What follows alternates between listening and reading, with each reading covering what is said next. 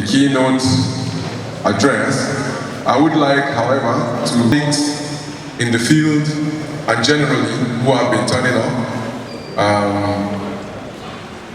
To start with, I'd like to acknowledge the presence of Kadaf State over this year and has been a very, very strong partner. Architect Awa Santunu Mada kindly come across as architect. During silent feature, architectural sustainability in Kaduna. You see, we have so many challenges from Gombe, Plateau State, and our members from Lagos. I can see my friends. You see, this is a great achievement in Kaduna chapter. But most importantly, it was a year of resilience, collaboration, and remarkable growth. This year, Kadaf 3.0 has truly exemplified its mission.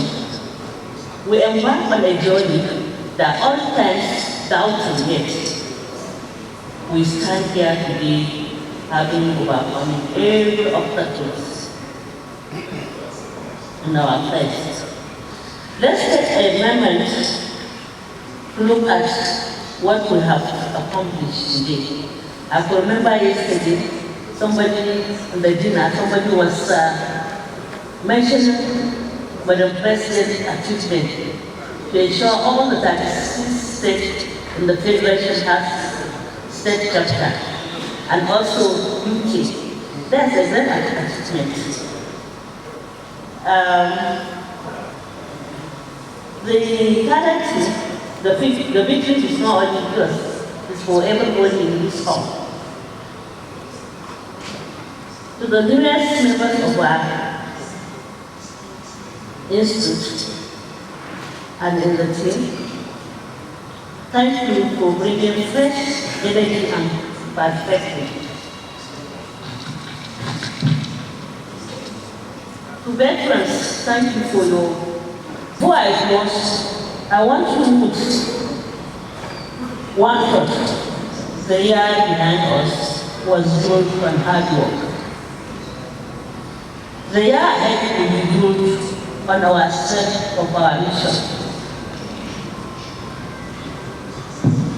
As we prepare for this, the thought of this stage, let's carry forward the momentum, the lesson learned, and camaraderie that define us. I'm incredibly optimistic about our future. Let's celebrate today, proud of what we have achieved, and energized for what lies ahead. Thank you. Happy end of the year celebration, and happy New Year in advance. Thank you so much. Program, you're welcome once again. Starting at the immediate passing SDG 11, which instructed that we listen to his insights, his perspectives, and ideas about to give us. Thank you very much. Slums, its challenges, and its multidimensional and contextual. And he gave the statistics of housing deficiency globally and even in Kaduna. And Kaduna, just like any rapidly urbanizing city, is faced with the disparities between spatial expansion and the provision of essential services like roads, sanitation, and so on. So the issue of slum upgrading is at the heart of the way cities expand. Slums represent about 70% of spatial expansion within cities. And so it's an important issue to address. And when I did my studies on slums 16 years ago, I saw that the vast majority of informal dwellers or slum dwellers are faced with economic challenges that they are not able to meet up with the standard requirements for buildings. They cannot even afford architects to design them. So when you look at the morphology of slums, you find that over 90% of the houses were not designed or built by architects. So it's a wake-up call and a responsibility for architects to streamline their services such that it is accessible and that it addresses the needs of the most vulnerable and those within the economic class that the profession seem not to capture. During my training in the School of Architecture, we were focusing on housing, but not for the poor. Not for the poor. So our services, just like products that have different hierarchy, you can go for the expensive one, you can go for the one that is affordable. So we need to have our services tailored to the most vulnerable and to the wealthy, as we so often do that. So the physical characteristics of slums is that it's typically a brown field.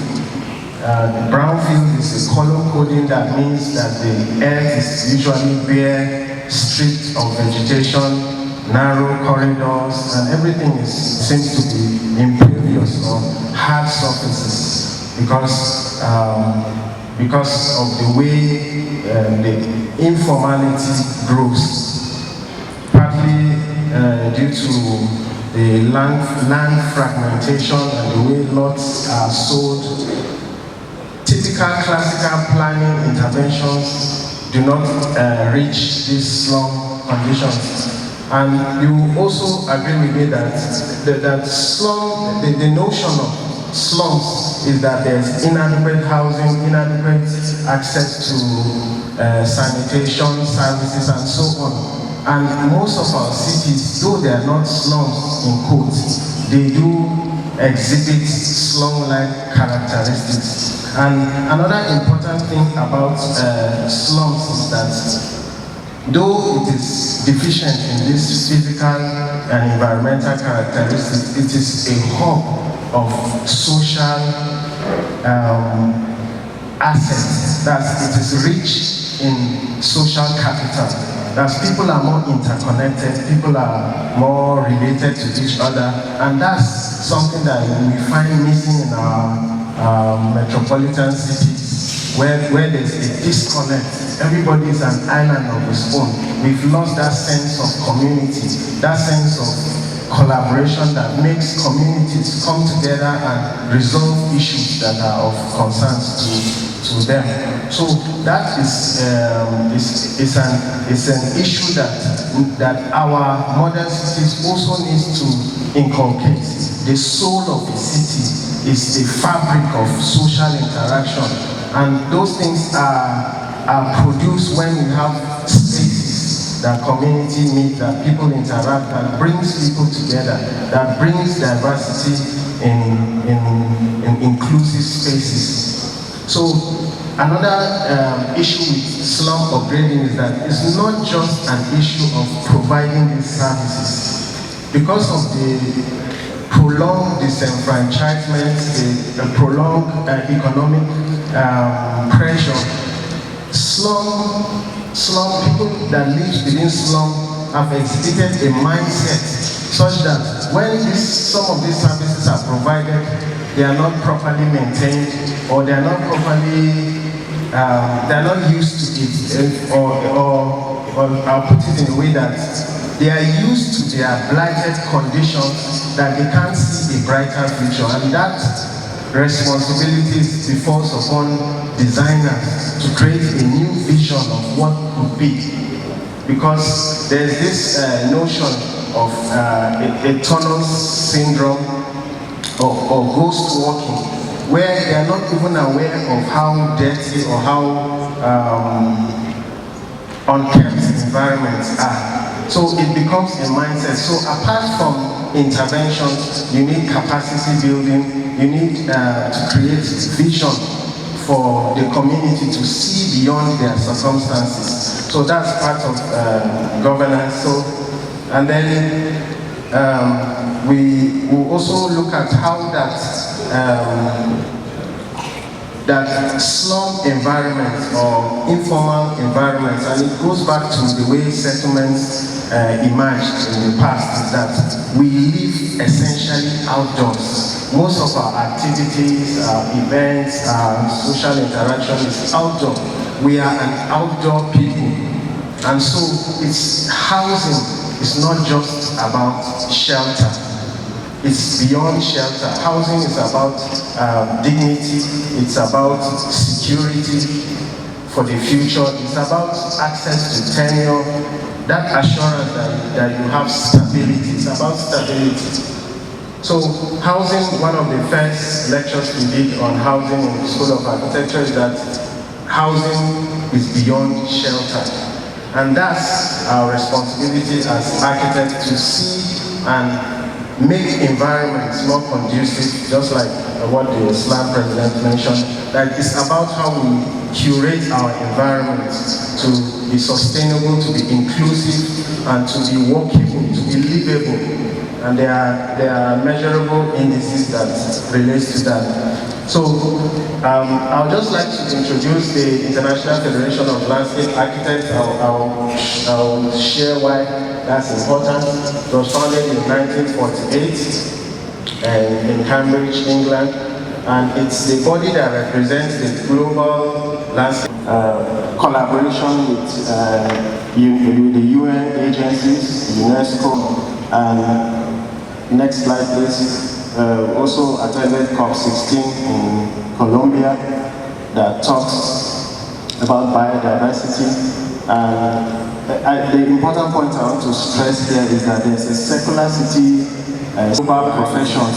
That's the International Federation of Landscape Architects, the International Union of Architects, that's the equivalent of IFLA as a world body, and then the International Society for Materials. These are artisans. A professional is that person or that body that has the ability to draw upon the resources that are available and to resolve problems masterfully. So drawing resources, human resources, natural resources, and so the architect is not limited to blocks. That's why we can think of other building materials, we can think of other ways of bringing solutions, we can think of drawing the resources in any UN event. And so My name is Architect Stephen Jato Filia, FNIA, the chairman of the Nigerian Institute of Architects, Kaduna State Chapter. Okay, would like you to be speaking to the need or the importance of this Nigerian Architectural Forum, Kaduna State Architectural Forum? Yes, the Kaduna Architects Forum came about after our celebration of 50 years of the Nigerian Institute of Architects, Kaduna State Chapter. And we saw the need for us to sustain some of the gains of that celebration of 50 years of architecture in Kaduna. We went ahead to decide to start a Kaduna Architects Forum. A similar forum had already started in Lagos. I think they were celebrating about 16 years of that Lagos Architects Forum. In fact, we have to send some members of the Nigerian Institute of Architects to go to Lagos, see the modalities of operations of that forum so that we can replicate it in Kaduna. And we thank God, this is the third of the series of the Kaduna Architects Forum. It is a platform where we draw manufacturers of building materials, architects, allied professionals like engineers, quantity surveyors, estate surveyors, town planners to come together so that we can exchange ideas. And most of the ideas, the themes of our discussion had always been topics that are relevant to our own environment in Kaduna. In the first year, 2023, we started with cityscapes, revitalizing urban development in Kaduna. And that was the year that there was urban renewal in Kaduna. So that discussion led to the next one, which was urban hybridization of rural and urban infrastructure. And then today in this Kaduna Architects Forum 3.0, we are celebrating the theme building sustainable futures, architecture, risks and sustainability. One important gains of this forum is that we've been able to bring all the allied professionals and the manufacturers of building materials so that we can discuss issues that are relevant to construction. In fact, out of the Kaduna Architects Forum, now we have a platform that is synergizing with KASUBDA, the Kaduna State Urban Development Planning Authority, whereby professionals 2 times in a month come together with KASUBDA and go all over Kaduna and check the quality of buildings so that we can draw up some of the shortfalls that we see on the construction side. And then KASUBDA will now follow it with instruction to the people that are developing those properties. And the reason we did that is for us to mitigate collapse of buildings. That is why you find that the issue of collapse of buildings is even non-existent in Kaduna because of these proactive measures that we have taken between architects and other allied professionals and the development authority. So are you now calling on other states to follow? Yes, we are calling on, in fact, all over. We are already, this Kaduna Architects Forum is already going, it has become national at the moment because even the calendar of the Nigerian Institute of Architects is already incorporated. And we are thinking that sooner or later we'll go international. We are already collaborating with the Nigerian Institute of Architects at the national level to bring in, especially within West Africa, some of the great architects. You know, one of the architects, Francis Kere, a Burkinabe citizen who won the Nobel of Architecture, I think some few years ago. We are planning that we'll bring him into Kaduna because of the fact that our climatic conditions is similar to what is in Burkina Faso, so that he can come and share his ideas and some of his designs in Kaduna. So this forum has already gone international, and some members of the American Institute of Architects are also planning to be part of this program subsequently. So we are working on that. So this particular forum has already been able to sensitize architects, bring in new ideas. Like you can see around, there are vendors of supplies of building materials, new materials that are invoke sustainable materials that are already being on display, and we are encouraging our architects to patronize them, use some of these materials so that in their development we can have sustainability, there will be aesthetics, and there will be measures to mitigate issues that have come about with the world climatic changes. And we are hoping that subsequently, even in this particular forum, we'll be discussing about flooding, how we can mitigate that, especially since we know the effect of flooding in Kaduna as it relates to the Kaduna River that passes through the city of Kaduna. So there are some of these issues. We intend to localize all the issues. We are not talking of issues that are outside Kaduna, relevant to our environment. And we hope that subsequently this will impact the policy of government. All the decisions that we take here, the recommendations, we intend to pass it over to government for subsequent consideration when they make their urban and planning policies. Thank you so much. Thank you very much. For living labs. Well, the concept of living labs may be strange to us, but the other concept with inclusive design is okay. One key point is that there's a must take care of such, and then architects should realize that those places and that aspect is okay. And then you gave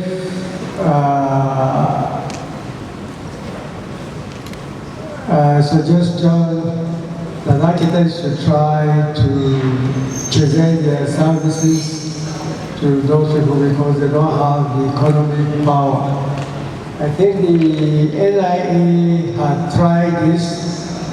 This has been shared in many NIA conferences, and in 1 year, the NIA produced designs of her was practiced, similar to what the Legal Aid Council of Nigeria does to or two key aspects I find. Ideal environments where you have governments that understand, that plan, that execute the right thing. When you have people that are governed by, not having great part, appropriation in your development, what's going inside, advanced understanding, opening new.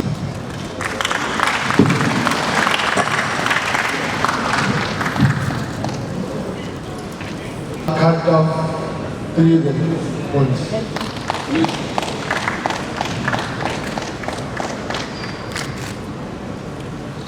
Thank you very much. Thank you so much, Ambassador Aboki and the recipients. Congratulations. Presidents that we have had in the NIA, I believe I will not be wrong to say that ours has been one that has really amplified and advertised NIA at the national level in a manner that it actually takes most of us. So I'm saying now that going forward, we need to have an organ within the institute that makes a lot of noise in the marketplace, generates awareness, make publicity, things like that, so that the public is aware that there is a body called the NIA and it's a body of architects or professionals. Then the members will now have something they can follow through on their own. It's not possible for an individual, no matter how big, to be able to impact, the market in the way I am suggesting. Let me just give a little example. I'm sure is there anybody here who has heard about, or who has not heard about Mickey Mouse? Mickey Mouse. Is there anyone who has not heard about Mickey Mouse? Okay, that's it. I think that all of us have heard about Mickey Mouse, right? Why are you all quiet? I want an answer. Yes. Right. What is Mickey Mouse? Walt Disney was a person. We created this thing, and it's a model that goes around the whole world. Something is created to attract children, and then the industry will now begin to make toys after that concept and sell. So in the same way, we should have something in the NIA that says, okay, look, there are solutions like this. If you are of so level and you want to... Like me, Matilda, I thought architecture was supposed to be for the money for the joining politicians when they talk or what they exactly do. Like, just give them something. They are Nigerians. They are buildings that can stand the test of time.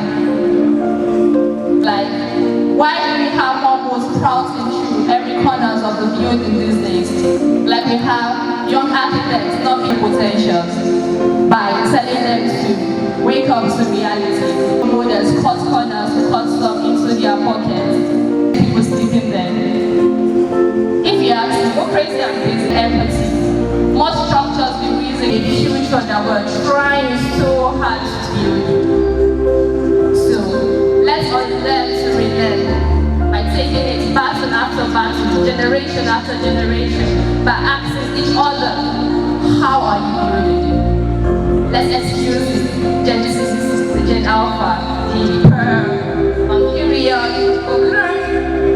because if we step away from our trauma that is only peculiar to your generation, perhaps your generation, just maybe we'll be able to build a future that is truly resilient. So if you ask, to build a future that is truly resilient, we must go back to the place where it all began, which is the drawing board. Thank you very much. Local Nigeria Limited or Eminence Limited, but we are one big company. Please move. Next slide. So at ITEX, what we have is a range of fiber cement products for your ceiling, for your roofing, and building boards as well. Next slide.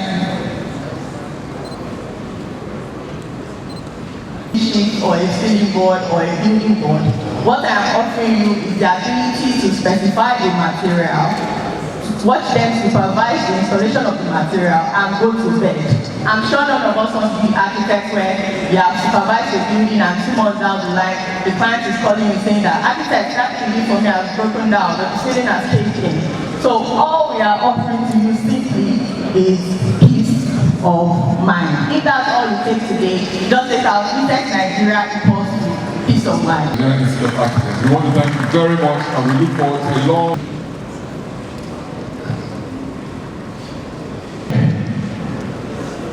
We have been working with this institution for some times now, and we have a good synergy and collaboration.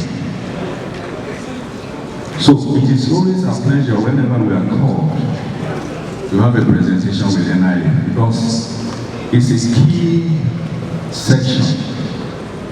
Your design and our product works together, and our product forms a key component to your design. So in our offices, we work with architects, we work with quantity surveyors, as well as the engineers. So this is in aluminium, and good enough, since we are talking about indigenizations, these products are all Nigerian made. All Nigerian made. Today, if I achievements for us as a nation, so we don't need to import double lapping, double side bump.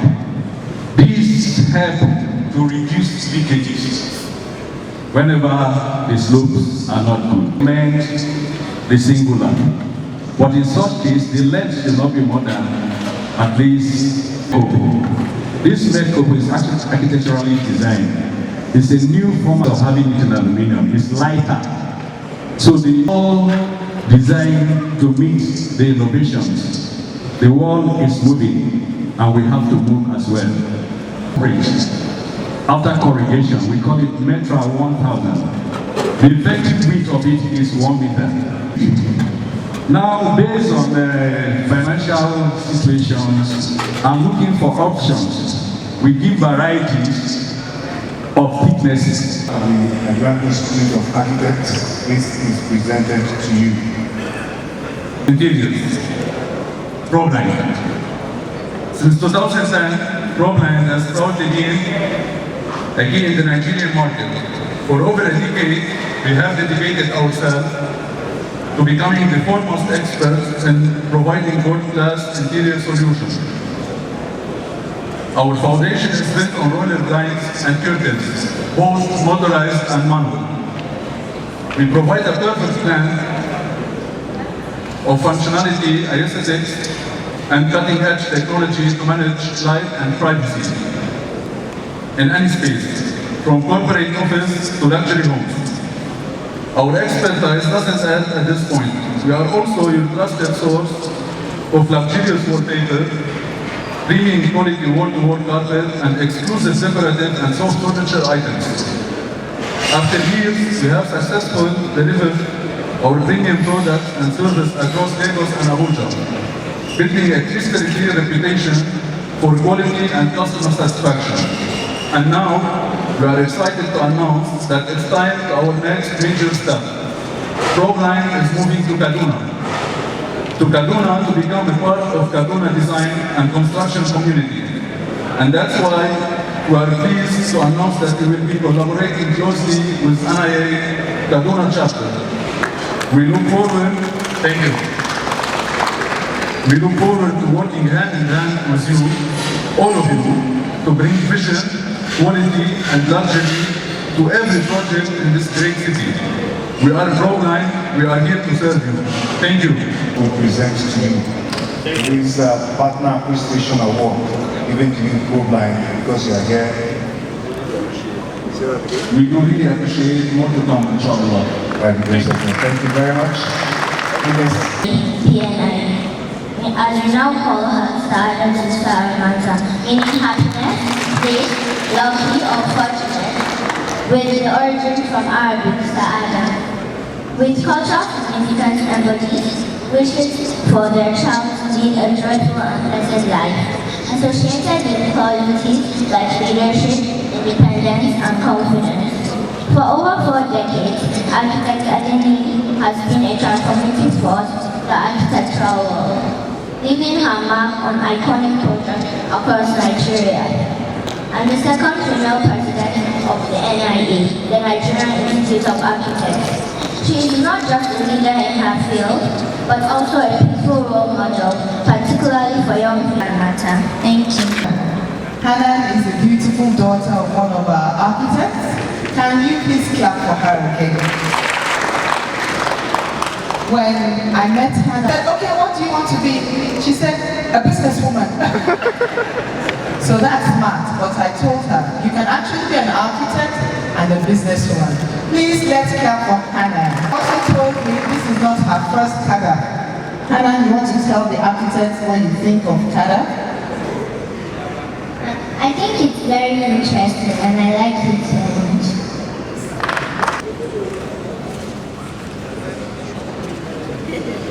FNIA was born on the 2nd of August, married with 6 children. He started his studies at the Baptist Primary School. He attended the School of Basic Studies. One of the few architects that rose up to the highest point of leadership in this country, becoming the Vice President of the Federal Republic of Nigeria. While he was in office, he identified himself solidly as an architect. He was always with us at our events, and he supported the cause of the Institute very well. In very recent times, he has even more identified with us. I'm sure many of you will recall that at the last Archibuild, he was our special guest. At the 65th anniversary, he was also there with us. He has hosted us a couple of times within the past 2 years in his home in Abuja. So, I want to agree with the Kaduna State Chapter that indeed you have given an award to somebody who deserves nothing less than to be celebrated all the rest of his years. And so it is my honor and privilege to give this Celebrity Architect Award presented to His Excellency Architect Namadi Sambo, FNIA, GCON, Sadauna Zazal, a visionary champion of design excellence for outstanding and innovative contributions to national architectural practice, October 2025.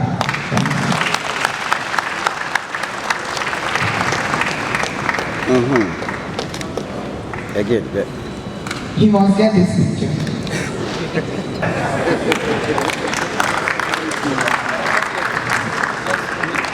From 2012 to 2017, he served as the Vice Chancellor of Kaduna State University, during which the university witnessed unquantifiable growth and development. Shortly after he was appointed as Vice Chancellor, shortly after he left Kaduna State University, he was again appointed Vice Chancellor of the Bingham University, Karu, in Nasarawa State. Currently, Professor Curie is serving as the first Vice Chancellor of the Federal University of Applied Sciences, Kachia, in Kaduna State. 3 times Vice Chancellor. United Kingdom. Professor Curie is a fellow of many institutions, such as the Nigerian Institute of Architects, Chartered Institute of... It's a great privilege for me to be presenting this second Celebrity Architect Award today to another trailblazer, particularly in the academia. And I want to proudly say, an alumnus of the ABU Architecture School. I thought we had some ABU people in the house.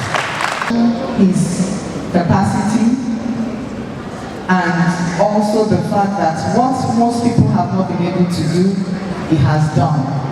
I'm hearing for the first time that he's the one person in Nigeria that has been Vice Chancellor of 3 different universities.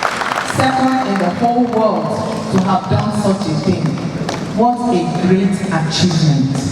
And so I'm proud to identify with architect Professor William Barnabas Hurix and wish to give this award, Celebrity Architect Award, to Professor Architect William Barnabas Hurix, FNIA, OFR, a visionary champion of design excellence for outstanding and innovative contributions to national architecture practice. This day on the 23rd of October 2025. Congratulations.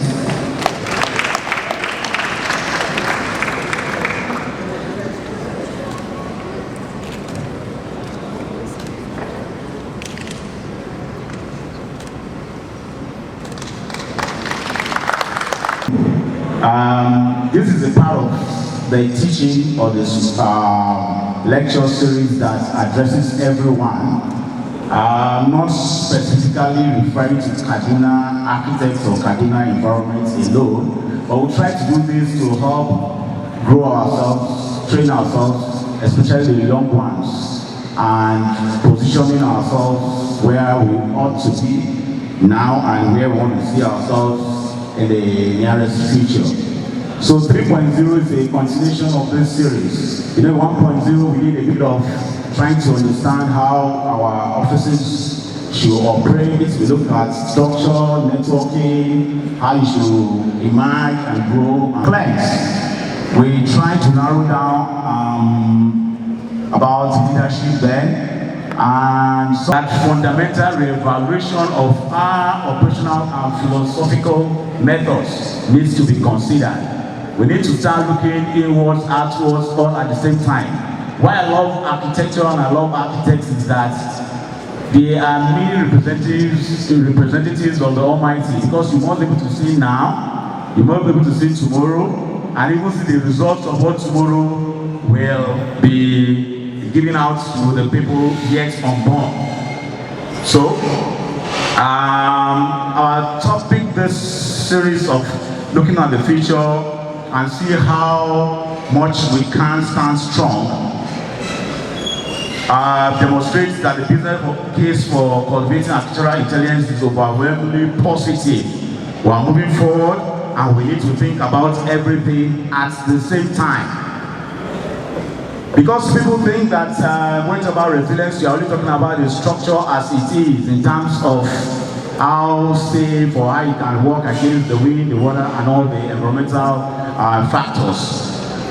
If I will borrow from my friend Perlu the Navy, when he was describing Palazzo de las Box, I'm sure you know Perlu the Navy, one of the most intelligent architects with concrete aesthetic architecture. He said the buildings must be safe structurally, technologically, and for the future generation to enjoy.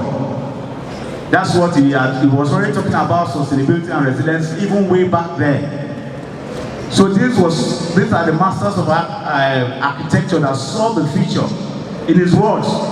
And that's why if you see many of his designs for architects and for students here, he was a master of the fair-faced concrete. And he could do almost anything with it. At the same time showing the aesthetics and showing technological innovations. I'm happy that one of our young architects did a brilliant job yesterday, so I won't waste too much time on that. If we are going on my first slide is talking about this very obsolete dichotomy that people always think about. The new business paradigm for service provider to strategic partners. Architects, you have to start seeing yourself, not just from the board or the system, but to be a partner with the clients and the environment. That's the intelligence we are asking, we want to all start thinking about now. You must go back, I believe we have touched a lot of topics on that, your leadership position. This was even also stressed last night. is that you must come back and remember that you need to get back to that original position of leadership. The demands of business and finance now, your client wants to rely on you. He wants to see you making the ROI, the return of investments. You are seeing what the buildings and what his own contribution to the environment will be in the next few years going forward. This outdated perspective has been often positioned obsolete. The architects are mere providers of aesthetic services rather than as strategic problem solvers capable of addressing the complex challenges of built environments. That is where we should be. And I know that even as we are gathered here discussing in 3.0 of Kadaf, we all as architects will start thinking about repositioning ourselves for better contributions to the environment. Okay? Defining architectural intelligence is a relatively new and transformative design paradigm that defines the practice of architecture.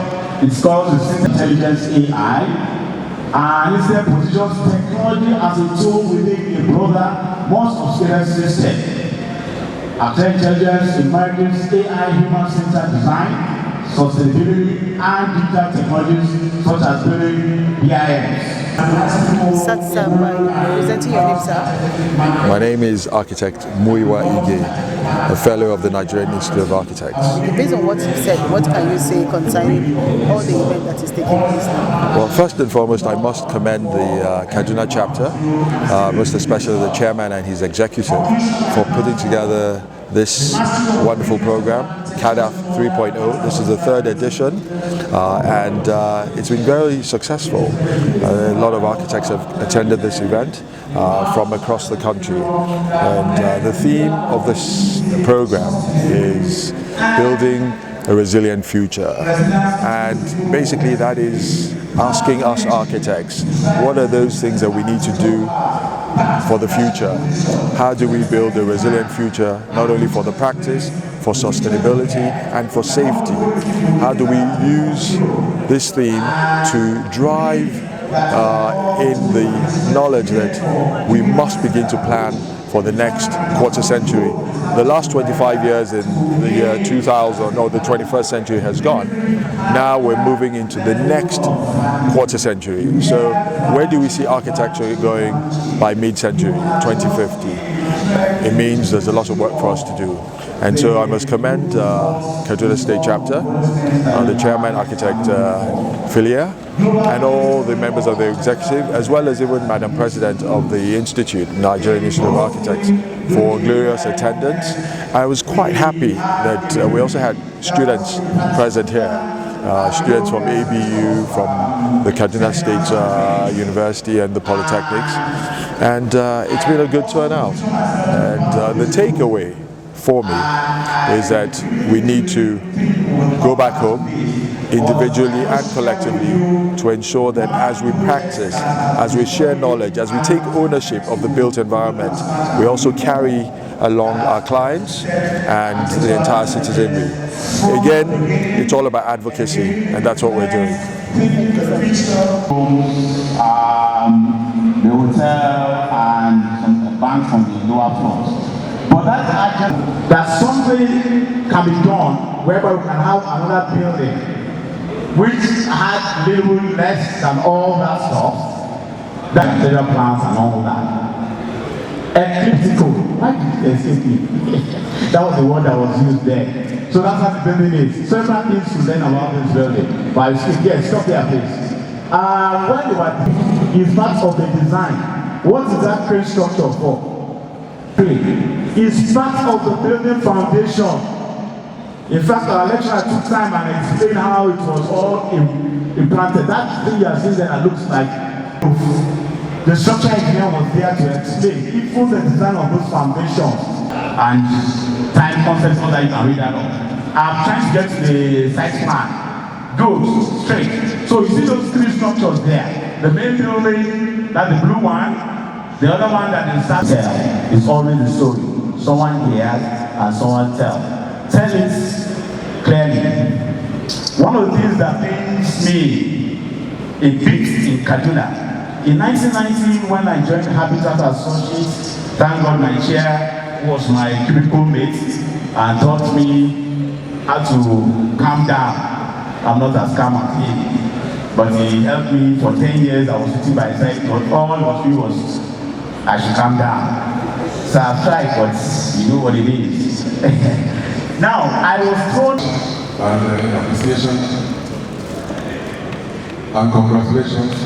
We look forward to seeing you for participation segment. The students, we took a slum area in this area, which is structure is so bad that there is a lot of pollution from water pollution, poor drainage of a nutritious man, which is a man with his a building like that to really to get a major is going to take about 20 market sellers with 10 on each side, and then we have an easily sourced material such as bamboo, and you can see that this is a king post truss which is made out of bamboo, and also we use round earth. Round earth has this round earth has the ability to absorb that heat without letting it pass through into the building. And we also use concrete for the floor, and if you can see just by the side of the building, there is Mali Polytechnic Zaria. I'm still standing with my name, and with me here is Ahmad Muhammad Zemidi, Mustafa Abu, Mohammed Lawas Kambo, Ali Muhammad. We are presenting on slum upgrading. One of our study area is in Zaria, that's Gobrawa community. And Gobrawa community is a community behind Mali Polytechnic Zaria, for some of us that are familiar with the community. We are presenting on this slide. First and foremost, a slum is an urban area characterized by substandard housing, insecure land tenure, inadequate access to fresh water and sanitation, overcrowding and limited access to essential services such as healthcare, education and solid waste collection, activities and social life. Then, looking at Gobrawa, and we try to adapt with the current theme, which is resilient, building resilient future. And we meant to understand that a resilient future from the last speaker, he made mention of something, the whole idea of sustainability lies on long-term strength, adaptability, then sustainability. Then we try to see how we can be able to incorporate sustainability into the Gobrawa community. Next slide.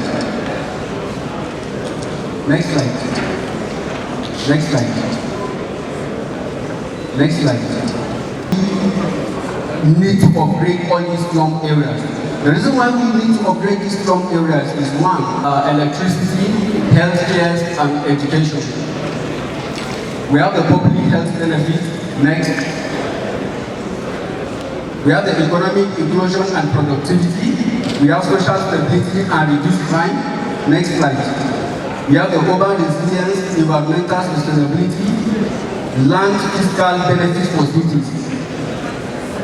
Then we have the principles and approaches for effective slum upgrading. Which number one, we have the participatory planning community leadership. We have the increment and institute upgrading too. We have tenure security and poor land regularization of the whole community. Next slide. And we have the brief history and identity of the building resilient future architecture, risk and sustainability in Kaduna. Our research and Ogoendosa faces slum challenges, and from the challenges we were able to discover Ogoendosa faces flood as a result of poor drainages and urbanization. We try to provide solutions for that through creative site analysis. From the site analysis, looking at the average weather condition of Kaduna State in our environment shading device. Brief on the history of So Kaduna is a traditional area which have a deep connection in the design. You can't make it a design that will suit the place. So, and Kaduna is a hot dry region which is, embraces modern sustainable design. And this culture shares the architecture by influencing the space organization, the decoration. So our site is a total of 216,000 square meter, which is approximately 450 blocks. And we made use of 70% of the site, and 30% of the site is used for future expansion, for services and maybe emergencies. We made use of linear layout. We decided to use the linear layout just to ensure easy accessibility, clear circulation, and organized growth. The layout runs across, as you can see, the layout runs across the building. Central amenities area, a clinic, school and entrepreneur center, shops and relaxation, then leisure centers. So I think that's good. Thank you.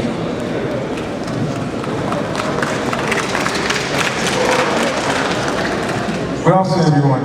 I'm Damian Jeremiah, one of the presenters. There's no way we'll be able to design these buildings without involving the community members.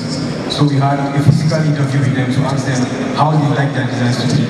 And that's the main reason why we removed the dining area, because it's really key for them. So there's a room for future expansion in our buildings.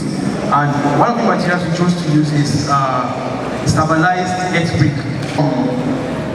Agricultural waste, that's chaps, and also, please, the next slide. Well, we made use of effect. Hot air tends to be hot air tends. So we use the normal local size window 1, 2 by 1. Please, next slide. Which is we're going to take tarpaulins. Things are going to last for a very, very short time. And also, you know, an idle man is a devil workshop. There's plastic which we use. Please, let's go back to this one. We can use it in our first construction. And also, aside the paint bottles, we make use of Kadaf 1.0, 2.0, and 3.0. So I believe we are 3/3. It's an honor for us to be in your midst every time you call upon us to share our own innovation in the building industry. We just use a little moment to share some of our products that are very, very important in your structures. Most especially, I know you are used to challenges in dampness. I know you are used to construction, and you know there are many challenges in construction, which we are basically into admixtures, waterproofing admixtures, coating, tiling solution, epoxy, sealant, and additives. I'm going to talk a little more about them shortly because of the time given to me. Let me start with the waterproofing admixture. Naturally, we have a challenge in dampness in most of our buildings, which all of us know. And if you're building your house, you need to check out for these issues. Innovations have made us know that there are many ways to control dampness. With the innovation, now we have admixtures that when you add them into your cement, it helps you withstand all those challenges in your buildings. And likewise, if you're building in waterlogged areas, we have specific materials like felt in terms of exposed roof decking.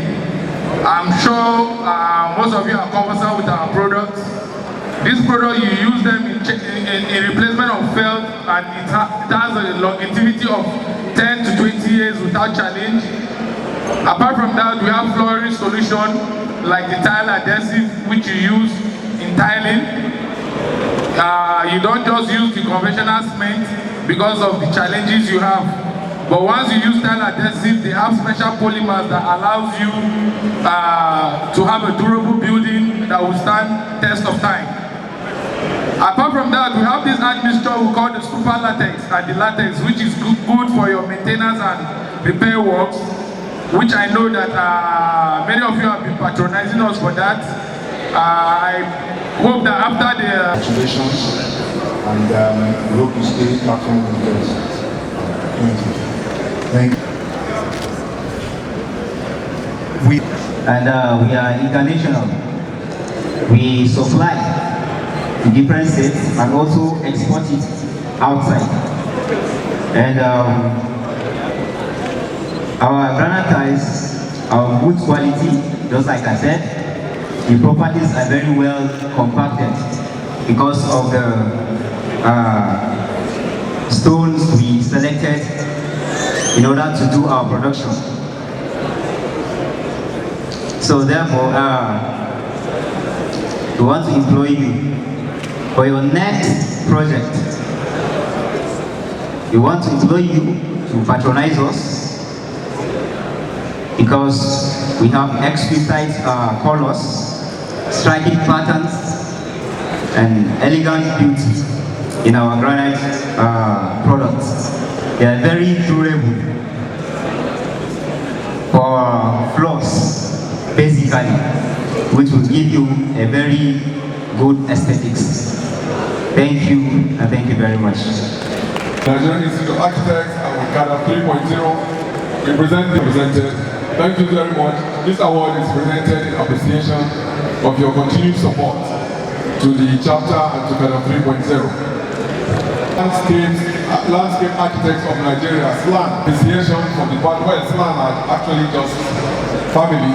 So, yes, and another of our partners of the support we have received from Momenix. They have been with us and they have offered free service. You haven't availed yourself on the existing protocol. My name is Dr. Aya Abdullahi. I'm the Director General of Medics for the Underserved, and I'm equally the Medical Director of Momenix Hospital, Kaduna.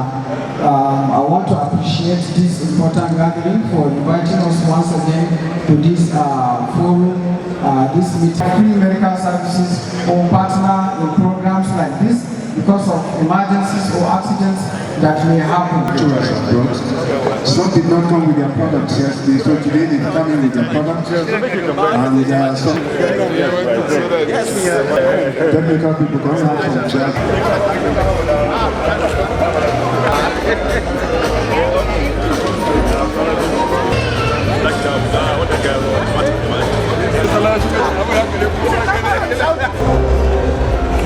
Good day, people. Welcome to the Chronicle of Construction, right from the great city of Kaduna. Today, we are capturing Kadaf 3.0, and Kadaf is defined as Kaduna Architects Forum. We will be capturing insights about the activities of today with the team Building Resilient Future, and today's coverage is sponsored by architect Sir Moyi Ije, a fellow of Nigerian Institute of Architects. Don't miss a moment from this capture. Good day, people. Welcome to the Chronicle of Construction, right from the city of Kaduna. Today we are capturing Kadaf 3.0, and Kadaf is defined as Kaduna Architect Forum. We will be capturing insights about these activities of That's been it on today's edition of the Chronicles of Construction from the city of Kaduna. Don't forget to subscribe, like, and share. Once again, a big thank you to all the sponsors of this edition: Architect Sir Moyi Ije, Finia, and other sponsors of the Chronicle of Construction for keeping us active in capturing every activity in built environment. West Africa Ceramic Limited, Flexi Clay Reform Sports Group, Costec Broadmead Special Program Limited. Thanks for watching, and see you next time on TCOC. Leadership and the support goes to architect Ali Mukhtar FMIA Sayukan. It's an award well deserved, very hard working and very pushful, doing a lot of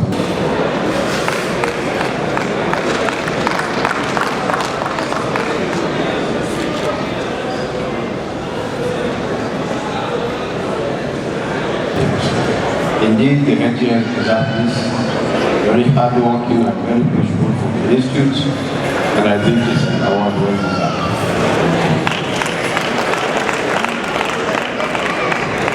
And for those reasons, I think this appreciation award is a worthy award to the spirit.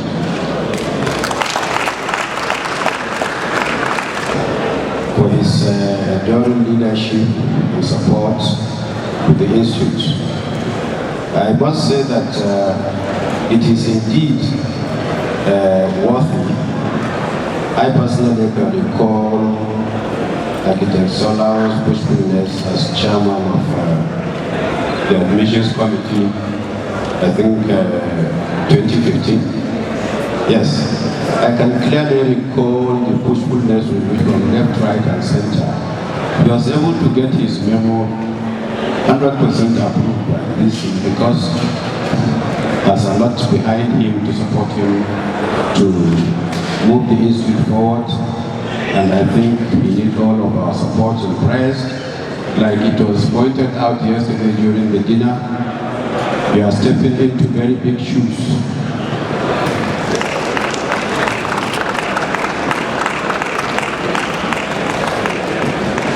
And I think even when he comes in, and I think this have already started manifesting in ACO.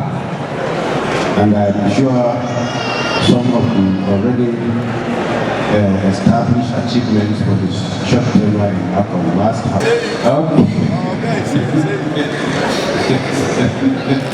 So, a well-deserved appreciation award for the Dopa.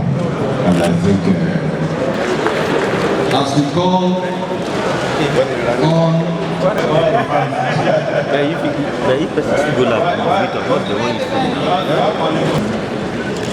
I remember the time my late mother was telling me, you are going to remove the pot, you don't know who will eat it. Later, because I'm lucky to be the one that will be difficult, because she wears high heels. I don't know whether you'll be able to do that. Anyway, so giving you this award, outstanding leadership award to my dear architect Obolaji Ademi. I don't put the added to that. Okay, so she's adding. Architect is added to Obolaji Ademi. So, not that award, I'm handing it over to you on behalf of the Kaduna chapter.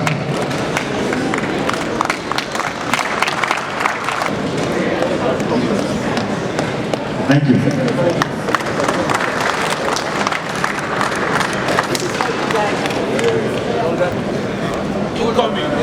Incoming. Better come and start with the person. Sir. It's a fake.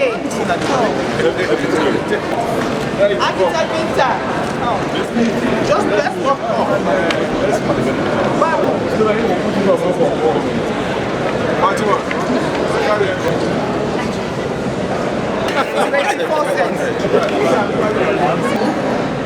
The session will highlight how architects can contribute to flood mitigation.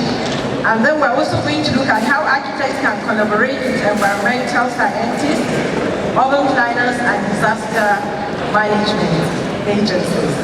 So these are our aims.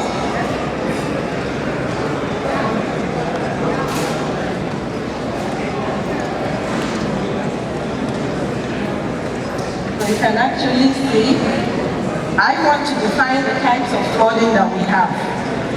This is defined as flash flooding, one of examples. And flash flooding is defined as a sudden localized flood of short duration caused by extremely heavy rainfall which overwhelms drainage systems. It can cause rapid water level rise in creeks and streams, making the water move very fast. Floods, which is caused by extremely heavy rainfall, which overwhelms drainage systems. We have coastal floods. This happens along the coastal lines due to storm surges and high tides pushing water onto low-lying lands. We have groundwater floods. This occurs when the water table rises and water emerges from the ground, often after prolonged periods of rains. During times of rain, some of the water is retained in ponds or soil. Some is absorbed by grass and vegetation. Some evaporate and the rest travels over the land as surface runoff. Floods can occur when ponds, lakes, riverbeds, soil and vegetation cannot absorb all this. So what are the causes of flooding? We have two types: natural causes and human causes. The natural causes, of course, cannot be controlled. Heavy rainfall, the climate change, due to the depleting ozone layer resulting in increase in temperature, resulting in glaciers, increased water table and precipitation leading to overflow of rivers. We also have the geography and soil conditions, the failure or collapse of dams, like what happened in Maiduguri. Then the human causes are building in flood-prone areas or on river floodplains. Then the other is urbanization. Construction of buildings, highways, driveways, parking lots, which increase runoff by reducing the amount of water absorbed by the ground. As cities grow, more and more land is covered in concrete, tarmac, which is impermeable. So water cannot soak into the ground, which means water runs off over the land. So water runs over the land as surface runoff. So if you look at the diagram, I don't know if you can take us to the diagram, where you have natural surface, you have 40% of that rainwater going up as against the 40% transpiration, you now have 30%, 10%. So other factors contributing to this is or decrease the speed of runoff. So I don't know if you have heard of any flood happening in the forest. It's usually where we have the built-up areas. So now the intervention, design intervention with collaboration with environmental scientists. So we have a reconnaissance survey, should have a complete team that should be taken to site to assess it and give and prepare the findings and solutions before allocation of plots, design and construction works commence. This will help us to understand the terrain and provide proper solutions before construction, as most times construction is carried out during the dry season without proper study and no consideration for rainy season. If all this is put into place, flooding can be mitigated and the risk of flooding can be prepared for. Then the conceptual design stage. During the conceptual design stage of architectural design, the land surveyor should be taken into cognizance. That's one. Topography of the land and electron flow through gravity of surface runoff is identified. But we have the land surveyors who provide crucial elevation and drainage data for floodplain mapping and defining property boundaries for recovery of communities, understand flood risk, manage land use effectively, and create more resilient development in the face of increasing climate change challenges. Area to include the infrastructure layout and how it will be connected to the seaward route if available. They also prepared the environmental impact assessment report here in the state. So you know that before you even get any building plan approval, they have to give you this EIA report by the urban planner. Coconut, as is in the illustration. So with the 25 meters, you now take another 75 meters to serve as. This is a sister's house, and this is a fence. This fence collapsed several times, the concrete fence for them. But every rainy season, the water seeps through. This is the inside of the house. Into the compound. Especially the young incoming architects. And you have to have proper waste management, which is crucial for keeping waterways permeable surfaces as against complete concrete covering of the roof. Use water flower beds and grass in our backyard. So all these are pebbles done by the also absorb water. Apart from absorbing and retaining into the atmosphere. and then we take very healthy vegetables. So fortunately, those people go from 15 and 30, and people who have 2 eggs, those area is supposed to be just put aside. So at the end of the day, you find out, we're not talking of trees, we're not talking of gardens and so on. I used to wash cars and water plants, clothes and cooking utensils. So you have which collect your water through the pipes, and from there, and then after the rainy season, then when you have your doors and windows, you should fill with waterproof and describing abundance of strategies. Thank you for the honor, and I want to assure you that I'll continue to do my best. Having in mind I have great people like you behind me. The younger ones continue to do your best. When I started, coming around these great architects like Oga Ibrahim Mahmoud, I felt I needed to be part of NIA. So that's the relationship I think I have benefited more than any other one. Because through them I've been able to feel proud that I'm an architect. And I got registered and got to this one. So anybody, any younger architect who comes to me today, that he or she wants to register, I should sign or sign the form. I'll say, no, how are you relating in the local chapter? Because I've benefited a lot from that. So I think I can see I've been able to use my effort to strengthen the Kobise chapter. Because if you come to me and say, how are you related? Very thorough paper. And while listening to her, which is more to do with mitigation for resilient communities, the one thing she's forced to mention is understanding community vulnerability. When she's talking about not adhering to the regulation, not, maybe putting what's supposed to be put in place. She also talked about the climate change. She talked about the mitigation strategies, against climate change. Then there's one thing I also picked from her, which I'll term as DRR, which is disaster risk reduction. Coming out of the ground, even regardless that it's not raining. And also, she really emphasized, and I think that's when she brought the youth in, about this was the National Building Code, I think, was written in 1984. But as we are speaking to you today, it's yet to be passed by the National Assembly to make it law. But if not from the likes of Lagos, and I don't know much about Kadaf, where the government has gone out of their way to make this law. And also, she made mention of community engagement and capacity building.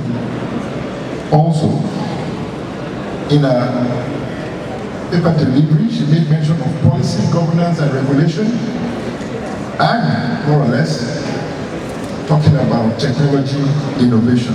Well, on the issue of community vulnerability and the use of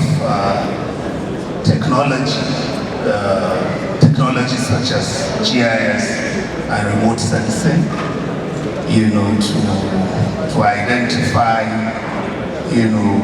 high-risk areas, flood-prone, areas. I think the technology is there. Access to it is not that difficult.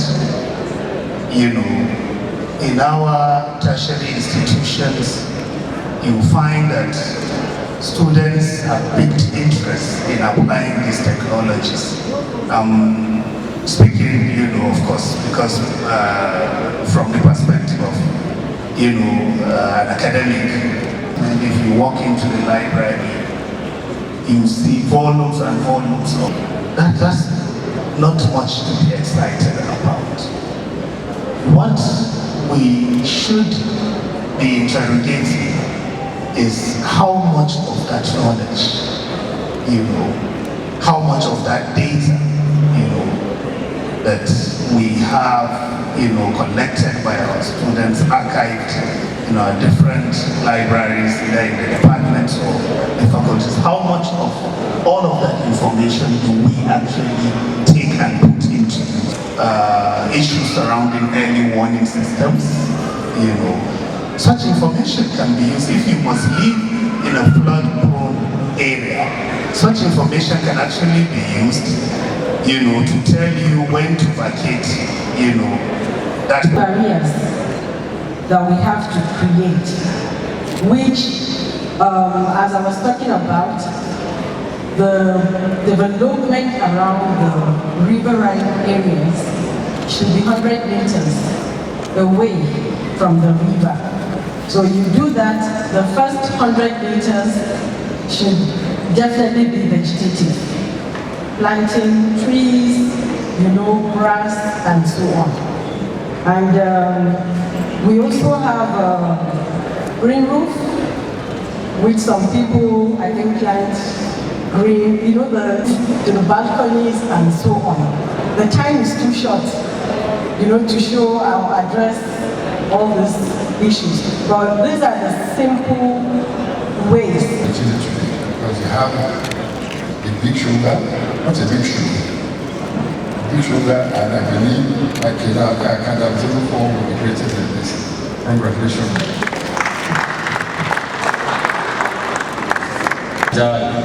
A very rare opportunity and privilege. For the past 14 years, I have been trying to explore the talent that God has given to me outside of architecture. And I have been putting together certain things that I have been inspired to write, most of which are as a result of my working amongst teenagers and youth for 27 years. And I have been opportunity to publish 12 books, one of which, thank you very much, one of which was written by my dearly beloved wife, who unfortunately is not here because she's helping me to take care of the family. The first book is titled 12 Things to Do Before You Are 12, and it is a nugget for children from the age of 5, as much as they can read, till the age of 12. Just the flip of the book is 18 things to do before you are 18, and this is for teenagers. We were privileged at the book launch on 27th of September to have Madam President as the mother of the day to grace the occasion, and we cannot stop thanking you, ma'am. 30 things to do before you are 30 is for young adults, and on the flip side is 40 things to do before you are 40. This is where I am also approaching 50 things to do before you are 50, and the flip side is for 70 things to do before you are 70. We deliberately try to ensure that these books are not too bulky, so that you can read them either on the seat or within a given time. We have this one that makes people laugh, I don't know why, but it's titled 100 Things to Do Before You Die. You see what I'm saying? Parents are not left out. We also have 12 things to do before day 12. These are nuggets that are born out of very, very deep research with over 450 parents trying to find out very informed, very inspiring, and very promising ways parents can cater for these their children at these ages that they are defining themselves and trying to define their future. And so this very short book contains real life nuggets that can help especially young couples who are just having children below the age of 12, and on the flip side is 18 things to do before they are 18. Lastly, what will you be remembered for is the second edition that has taken me 21 years to write. I began writing this one in 2004, and the first edition was published in 2008. And by God's special grace, this is the second edition. This is one book that will keep you thinking, what on earth are you here for? And are you fulfilling your purpose?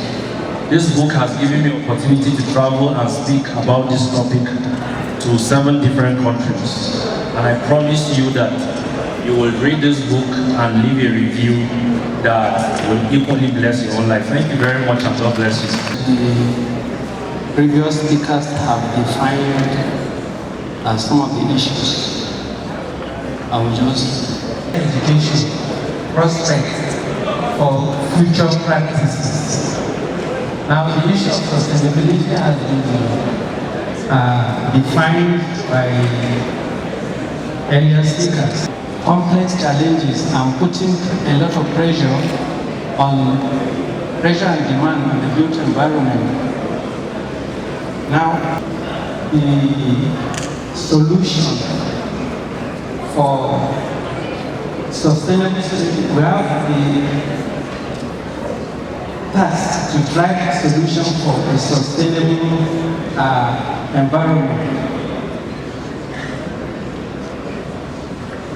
Now, the challenges can be curbed or significantly reduced by the way, if you want to, by the way we act in the built environment. And like I said, architects are in the forefront. So there is a need to adapt, evolve, and innovate so that we can be able to cope with these challenges. Now, from the slide, the video we saw now, it is clear that the decision of the architect matters a lot. Whatever decision the architect takes, it can either improve or cause problems. Now, we saw that from the flood video, if the architect had taken certain necessary decisions or steps in the building, it will have reduced the effect of that flooding. Most of the buildings, because of minimalism or trying to cut costs, the bleach level is normally too low, sometimes even below the sea level, water level. That's why whenever there is flood, it can easily affect the buildings.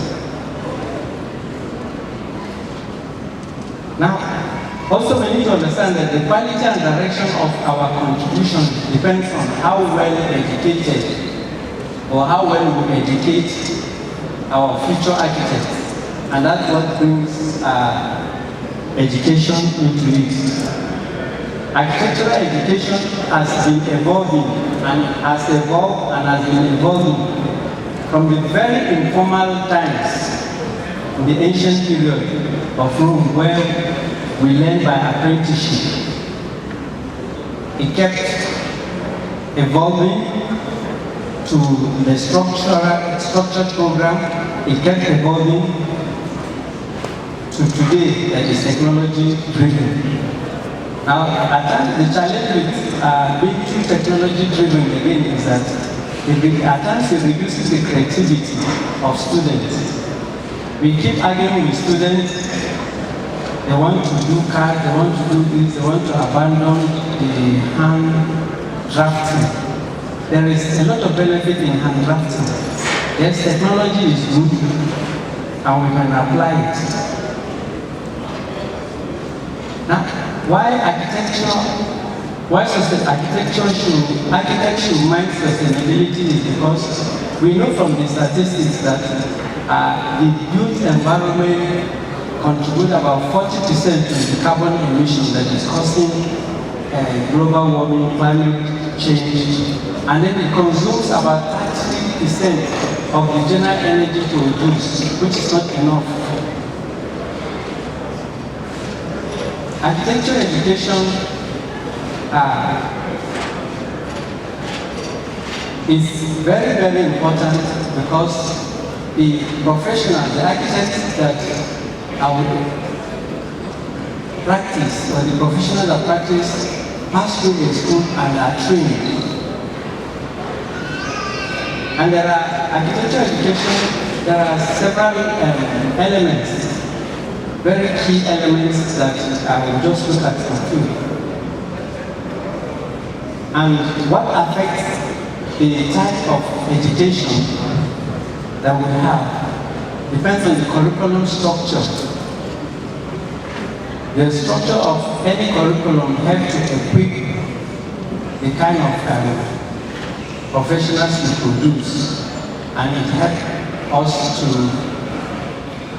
for a successful career, especially in the field of environmental management. Now, most of our traditional curriculum put emphasis on design. And you know that if you look at the curriculum, the syllabus, design carries plenty credit. I was privileged to work on the CC mass. When we tried to reduce it, there was a cry from the whole architect. We deliberately did that, but everybody misunderstood. So we had to go back and ask NUC to give a design 6 credits. And then they consume most of the. But I always tell my students that for every line you draw, a lot of thought has gone behind that line you draw. And it costs a lot of money. That only that single line costs a lot of things. So you must understand. Apart from design, the other theoretical processes are very, very important. And then technical process. Now, along the line, in the later part of the 20th and early part of the 21st century, we now became technocentric, and the curriculum was driven towards the technocentric outcome. I was just realizing that about 3 years ago, when we were doing the system mass, we laid more emphasis on entrepreneurship, and then didn't lay a lot of emphasis on sustainability. But I discovered now that if there will be a review, I think we have to, because the main thing now going is sustainability, and we need to create a sustainable future. You find that in most schools of architecture now, sustainability is taken like just a course for an elective, which should not be. I think from the design brief to every other course, sustainability aspect should be embedded instead of just creating a single course or a credit unit for it. Students should graduate with the understanding of life cycle analysis, material efficiency, building performance, and climate responsive design. I used to challenge my PG students that we design buildings we don't know about. We can design, but we can't say anything about the building. That is the challenge of many architects. Yes, we design without aesthetic function, but we can't say anything about the building, about what we design. I think we need to change that. How do we bridge the gap between academia and practice? Because there's a gap, and it has remained between the theories that we teach in school and the realities faced in professional. And it's given in appreciation of your valuable, thought-provoking insights that have advanced and that's advanced understanding and opened new. Congratulations. That was for you. For this very, very eventful Kadaf 3.0. It's been very, very well organized. The quality of the presentations have been excellent, and I want to thank you very much for doing so much. And thank you also for the award that was given to me. I did not take it lightly. I appreciate it so very much. I want to thank the Registrar of ACOM for his words, particularly when he mentioned the fact that you people, particularly who say ACOM member after your name, they are not ACOM members, please. There are only, I think, 49 of us right now in the ACON Council. So please, architects, there is no need to put such titles. ACON member. You are not ACON member. You are an architect. It is when you are registered and put on the register. When you've done your PPC exam, now organized by NIA and ACON, it's a joint exam. Once you've done that exam, you are then registered after your induction, because the law states that you have to be inducted as an NIA member, and then you are registered by ACON. So it suffices to say you are architect so. So you are either an MNIA or FNIA. And I also want to thank Professor Sagada. Axis is very much a part of NIA, and I would also like that to be put in context. And also Female Architects of Nigeria, thank you very much for your support, as well as Association of Consulting Architects of Nigeria. We are one big family. My incoming president, do you confirm that? It is one big family, there is one big umbrella, and we're all proud to be members of the Nigerian Institute of Architects. So to the Kaduna State Chapter Chair, the executive, the incoming exco of Kaduna Chapter, all the members of the Kaduna Chapter, I want to say thank you very much. It's been a pleasure being with you these past 2 days. I've felt very welcome. I've enjoyed the camaraderie, and honestly, by the grace of God, I will be with you at the next Kadaf. So signing off is architect Mobolaji Adiola Sa'adatu Adeni. Thank you. Thank you. All right. Is the party hands with you?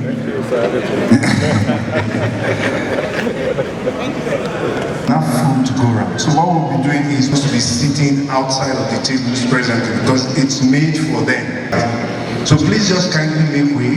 Specific requests have been made for Madam President and her team. That will be carried out now by the LOC. Are we having those people leave the seats? We are architects, urban planners, policymakers, engineers, academics, and industry stakeholders converge to set a shared vision for a resilient and sustainable built environment in Kaduna and beyond.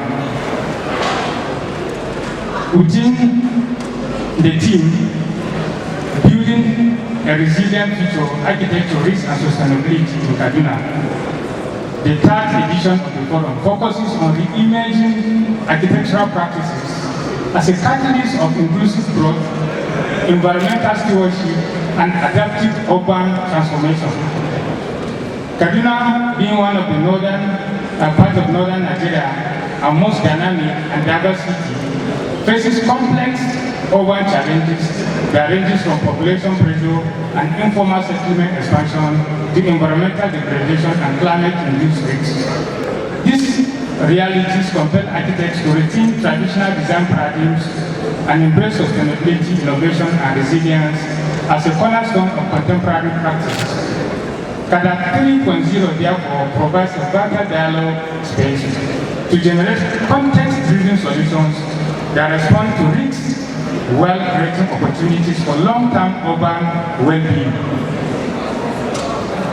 The forum this year features 6 insightful papers that interrogate the intersection between architecture, sustainability, and leadership in today's changing urban landscape. Similarly, we had roundtable discussions that were undertaken to exhaustively digest ideas of each paper that was presented for further assimilation of the ideas.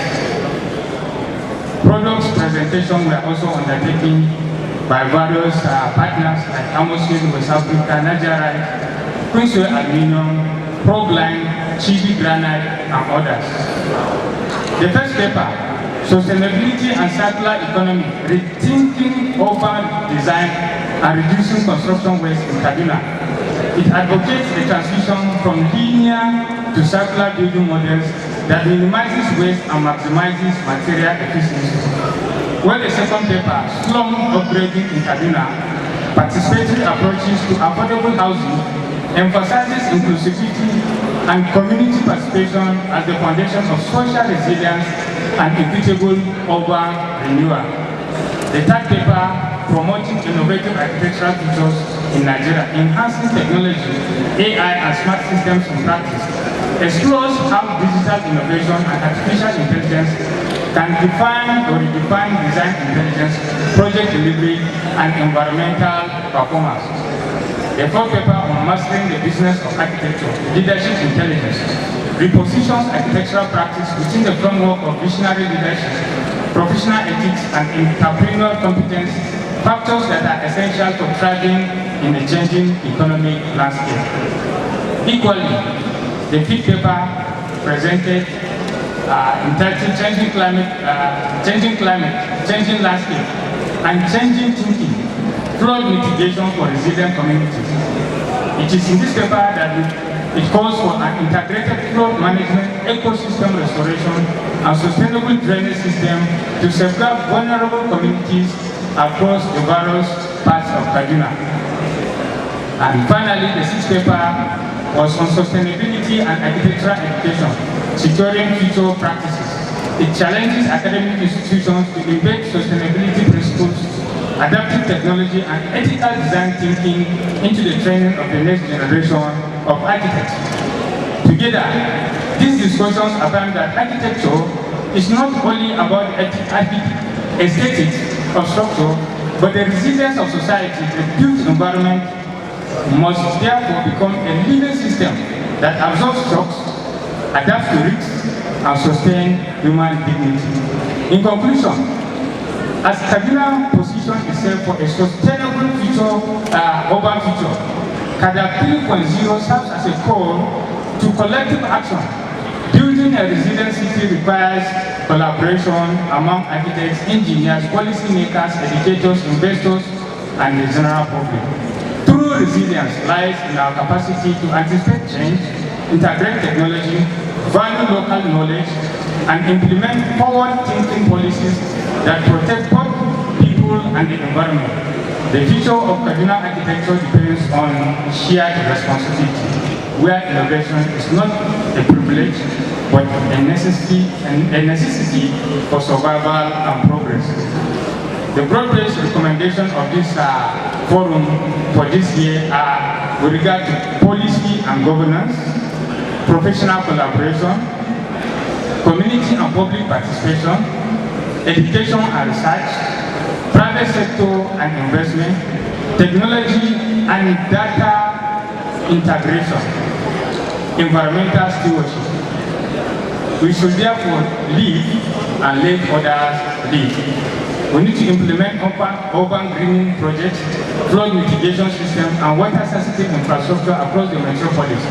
Enforce sustainable waste management and recycling programs within the construction industry. In essence, Kadaf 3.0 underscores a shared commitment to build a Kaduna that is not only functional and beautiful, but also resilient, inclusive, sustainable for generations to come. Thank you very much, and we hope and pray that we will all be around and are well to share in Kadaf 4.0. Thank you very much, and have a great, wonderful refreshment. The election that took place yesterday, for those that are going to run the affairs of the chapter for the next 3 years, 2025 to 2027. But before I call their names, I want members of the no. If the no's are more, then that person will step down. And the yes will have it. So I will start with the young architect. It's a new position we just introduced based on Madam President's vision for the younger ones. So I'll call on the young person who made it, Architect Bello Mohammed. I don't know if he's here. Bello Mohammed, if you are here, please come up here so that they can see you.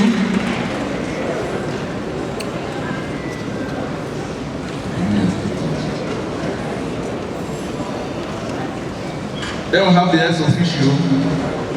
I'll call on one of the ex officios is architect Olula Jabalogun.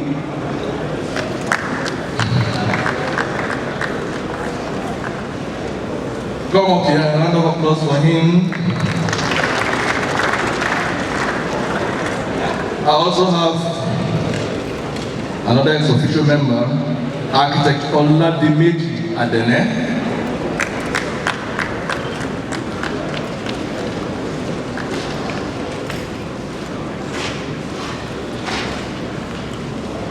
For the position of the PR room, we have architect Stephen Mechi. The chair of practice committee, we have architect Dr. Abbas Aimwazu, architect Dr. Kabir Garuda,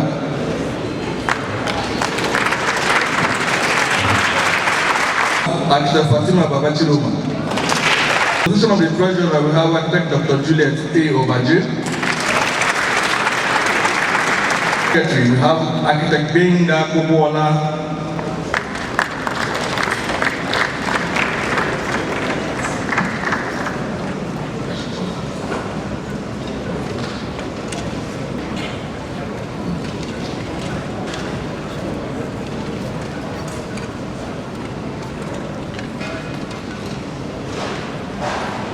Okay, we also have assistant secretaries 1 and 2. Assistant secretary 1 is Bawa Chindo, Abdul Karim,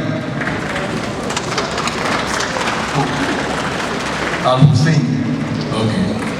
We have Lut Adenoye Abdul Aziz. Some can come this way. Sir. Others are also served as ESCO members. We have the fan representative, architect Hadiza Badamosi. This way.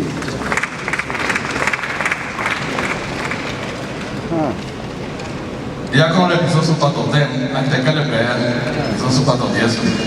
And then for the position of the vice chairman, we have architect Danjuma as again. Architect Danjuma Sukula again.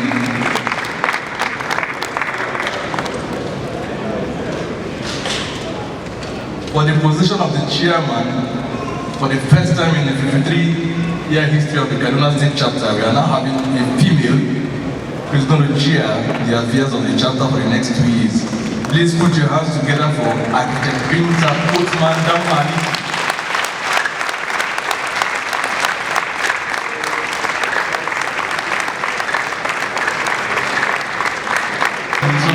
Architect Stephen Filia, please. Come up here.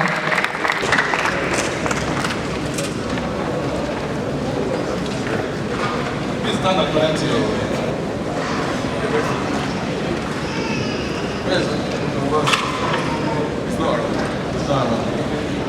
honored, and at the same time I will not lie, I'm scared because I don't know, I'm stepping into shoes that I don't know if I can feel. And being a woman, even though like I've been telling Chioma, these roles are not really for women, and she said, who told you?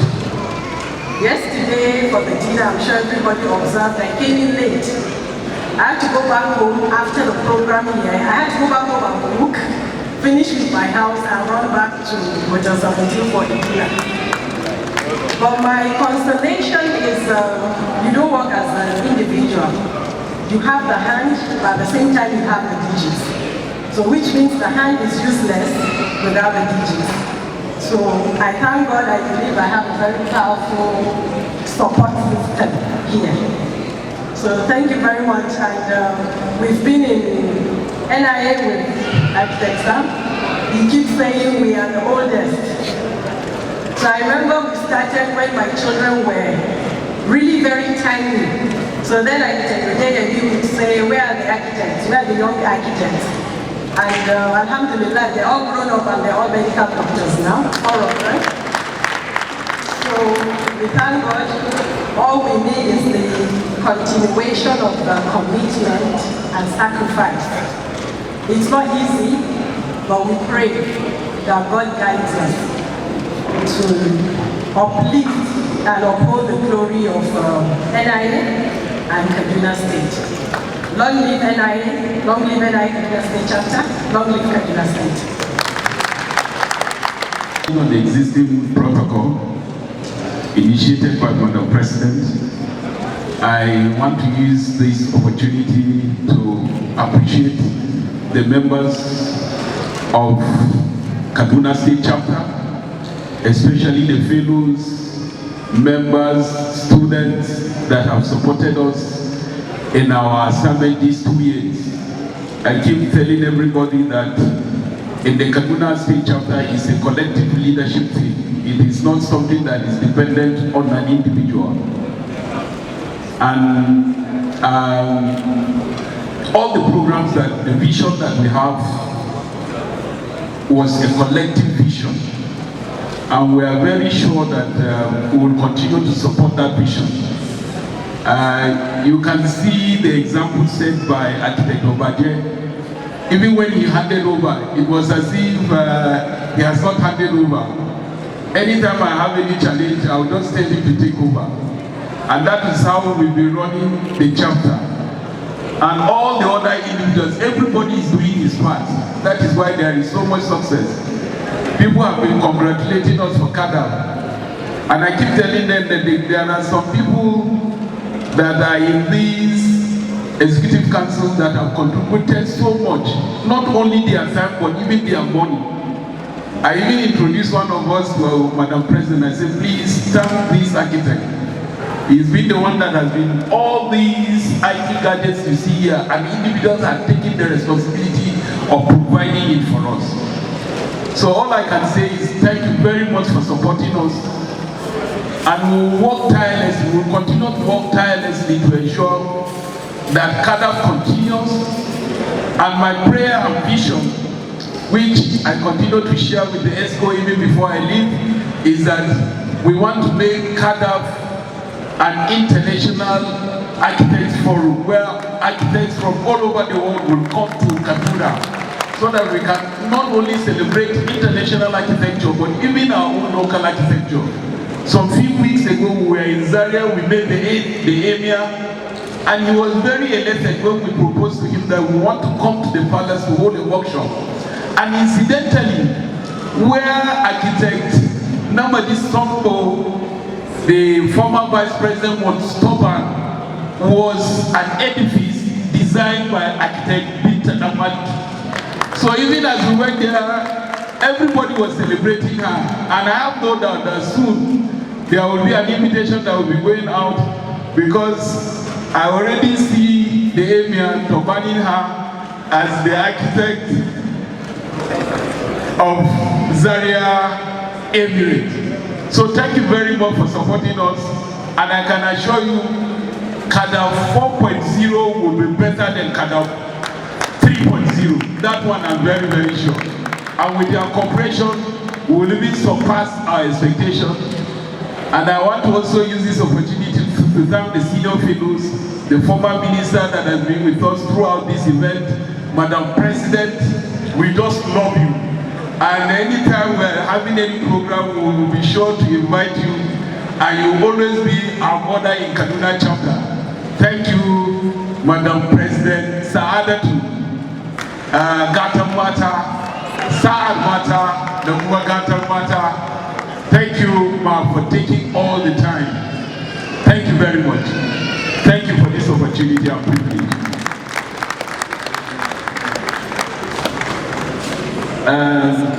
Architect Sam,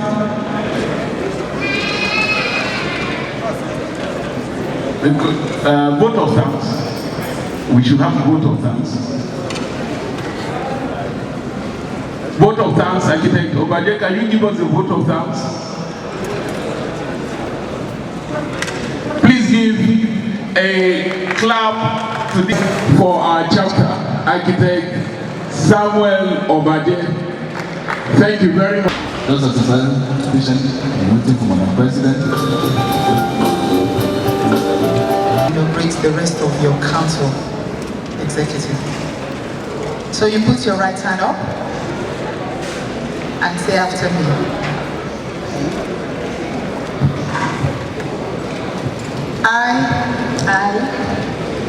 Architect Binta Othman Amaliki. They need to hear you. I, Architect Binta Othman Amaliki. Having been duly elected. This 23rd day of October. This 23rd day of October. 2025. As the chapter chair. Of Kaduna chapter. Do solemnly declare. That I will abide. With the Constitution. And bylaws. Of the Nigerian Institute of Architects. So help me God. Thank you.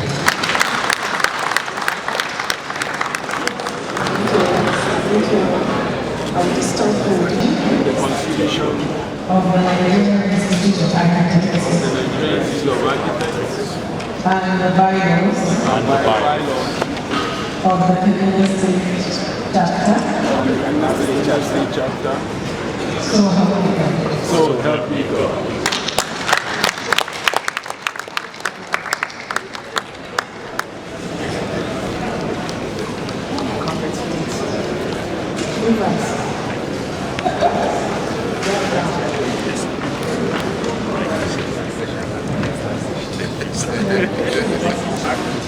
I've had the privilege to work with you.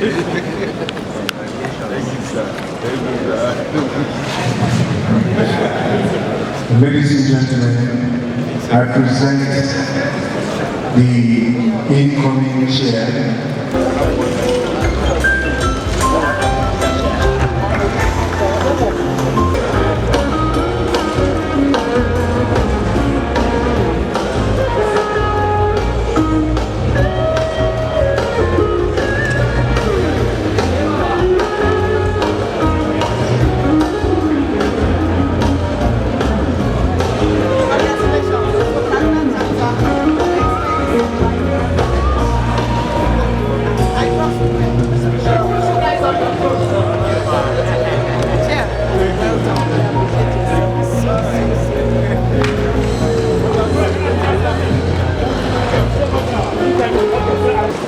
The committee and the ESCO came to the agreement that we'll be launching the Kadaf 3.0 students competition during this event. What the students just presented as earlier announced or described were just the conceptual ideas they have regarding slum upgrade. What we want to do is slum upgrade. You know, just a minute. During this time we are privileged to have two design competitions. One that will be strictly during the taking care of one of the topics at Kadaf 3.0, the slum upgrade competition, and participatory approaches to affordable housing. Secondly, one of our distinguished fellows in Kaduna State has graciously, because of the love he has for the students and the chapter, given up in one of our chapter meetings that he wants to put in and support a student competition for his retirement home. And want to call on all the students in the School of Architecture in Kaduna State, the 4 schools of architecture. Hopefully we'll be extending this competition to the 5th, which is the newly established Federal University of Applied Sciences. They now have a School of Architecture, and in that he has set aside a star prize of 1 million naira, you know, for his retirement home. One of our fellows of the chapter, thank you very much. He said I should not disclose him yet. He has, so we're working with him with the chapter for our various schools of architecture. As soon as we fine-tune the brief, we will send across to all the schools of architecture. But the one we'll be launching now is slum upgrading in Kaduna, participatory approaches to affordable housing for our students. Just as the speaker of the urban slums in Kaduna, like many cities, are high due to population growth. And so we want something where we can provide solutions and submit a blueprint to the government. We started discussing with the DG Kasuta, and is very, very, very interested in it. He's also looking at ways where he can come in and even be part of it by sponsoring, as well as ensuring that whatever we do and submit to him will surely get to the attention of his executive donor, His Excellency.